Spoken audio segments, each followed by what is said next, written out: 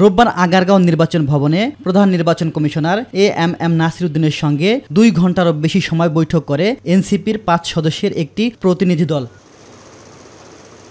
বৈঠক শেষে এনসিপির মুখ্য সমন্বয়ক নাসির উদ্দিন পাটোয়ারি বলেন, শাপলা প্রতীক পেতে তাদের আইনি কোনো বাধা নেই। আমাদের শাপলার কোনো বিকল্প অপশন নাই, কারণ লিগ্যাল ওয়েতে আমরা দেখেছি আইনগতভাবে শাপলা পেতে আমাদের কোনো বাধা নেই।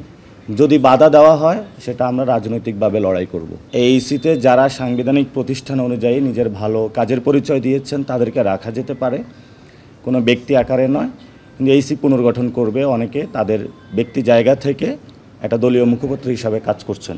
বৈঠকে নিবন্ধন স্থগিত হওয়া আওয়ামী লীগের নৌকা প্রতীক বাতিল করে শাপলা প্রতীক তালিকায় যুক্ত করার দাবি জানিয়েছে এনসিপি। আওয়ামী লীগের নিবন্ধন বর্তমানে স্থগিত অবস্থায় আছে।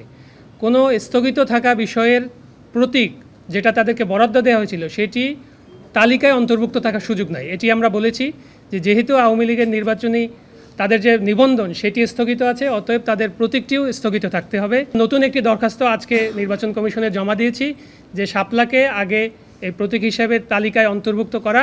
ইলিয়াস মাতবর, মাই টিভি, ঢাকা।